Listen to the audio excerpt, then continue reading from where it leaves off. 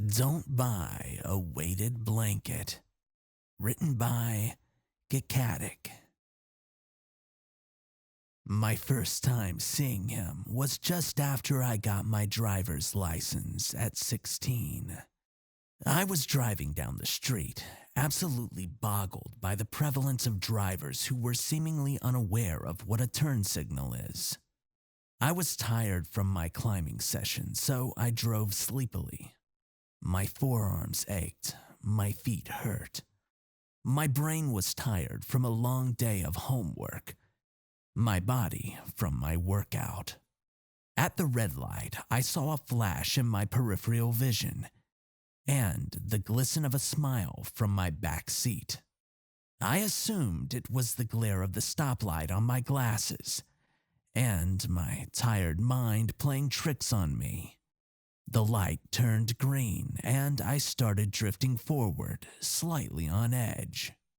You know those legends of hitchhikers going back from the old days, which are actually haunting some stretch of road? I've never really been scared of the idea and just thought that it was the result of extreme boredom, harsh lighting, and overactive imaginations.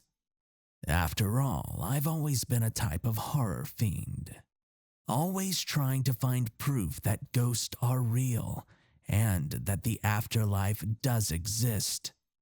Call it dumb to search for something I actively know might put me in harm's way, or call it brave. Actually, don't call it brave. I know it's dumb, but it's one of the only things that I truly enjoy doing. That's why I didn't think much of that glance at first, as cliché as that may sound.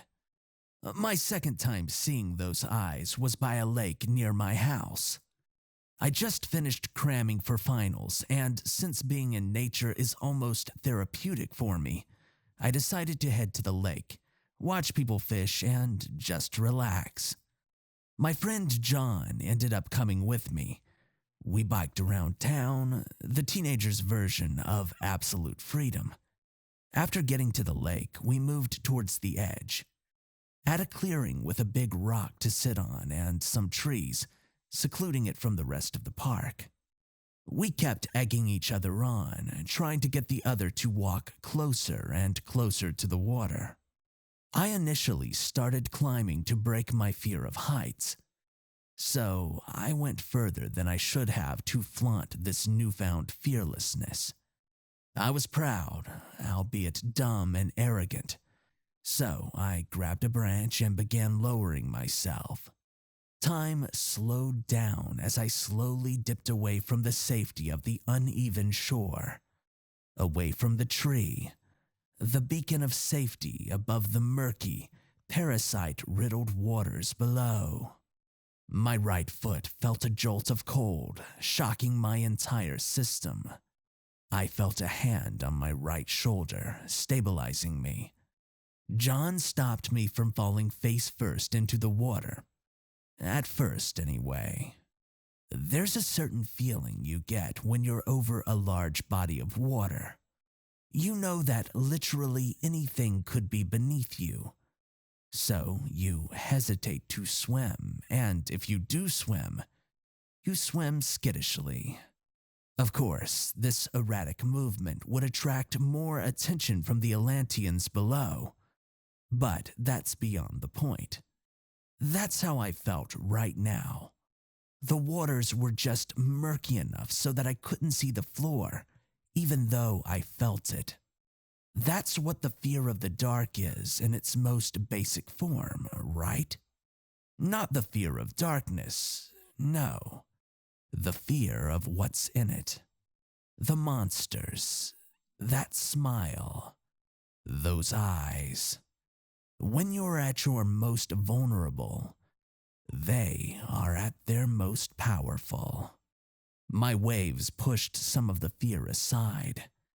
That is, until I saw those eyes again, leaving me reeling. I quickly pulled myself up, and John looked at me, curious about why I reacted so strongly to some cold water in our quiet little lake. I was scared, but honestly still chalked up that harrowing experience to the stress of finals, an overactive imagination, or maybe temporary insanity. I shouldn't have ignored my gut feeling. Before all of this began, I bought a weighted blanket. I thought my sleep deprivation was going to bring me to the shadow people territory soon. So I researched natural ways to help myself go to sleep. This one got great reviews, so I ordered it off Amazon, amazed that it had same-day shipping. I started using the weighted blanket on that first night. It felt fantastic, like someone was pushing my bones into the bed, forcing me to relax. I ended up waking up in the middle of the night, around 3, cursing my soul for overindulging on the beer that previous evening. Looking up, I saw those same eyes, attached to those same teeth, with its arm on my chest, pushing harder, pinning me into the bed. I thought that it was sleep paralysis until I looked down and started to see the marks his fingers made on my chest. Deep, red gashes. I was paralyzed, petrified. His eyes sparkled, his gaze an arsenal of daggers.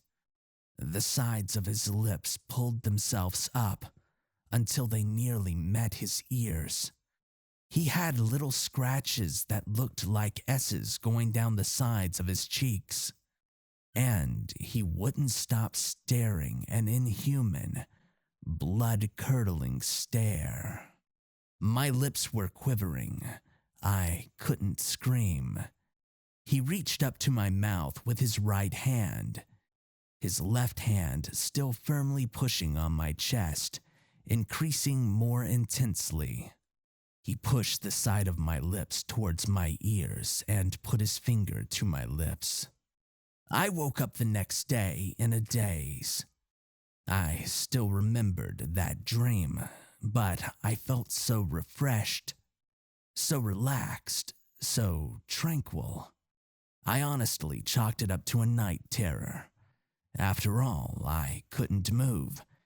And I did used to get night terrors all the time as a kid. A dark hallway, ever expanding with my family at the end of it. Every day caught up in a spider's web. Every day they died a different way. I'm no stranger to waking up screaming, sweating, and unable to go back to sleep. The next day I went to school and honestly, all of the colors on my walk to school seemed to be a little bit more vibrant. My classes seemed a little bit easier. Calculus seemed to make a little more sense. I felt like I was a new person. I didn't see him anywhere that day. All that I noticed was that I was a little bit happier, and it felt pretty good. I couldn't ignore that dream, though. It kept scratching the back of my mind, trying to be my focus regardless of anything. Research did me justice. I found out that recently, an Indian artifact mimicking the webbing of a spider's web can filter out the bad dreams and destroy them when the light hits it. I was game. I bought a dream catcher and I put it above my bed, and I got back into bed. Sleep didn't come easy, tossing and turning for what felt like hours. I awoke to a similar feeling on my chest. I didn't open my eyes, though. I wasn't scared, I just felt relaxed. It kept pushing and pushing until I started to feel my lips form a smile, teeth glistening. I woke up feeling more relaxed than ever. I didn't know what to think. I woke up with 5 distinct finger marks on my chest. So I don't think it's a dream. It seems to keep getting stronger and stronger as I get more and more relaxed. Whatever it is, be careful when you use weighted blankets. That anxiety and fear, it goes somewhere. I don't know what the end goal is, but if you find yourself awake at 3 a.m. and see those same eyes and that same smile, let me know. I'll be sure to say hi.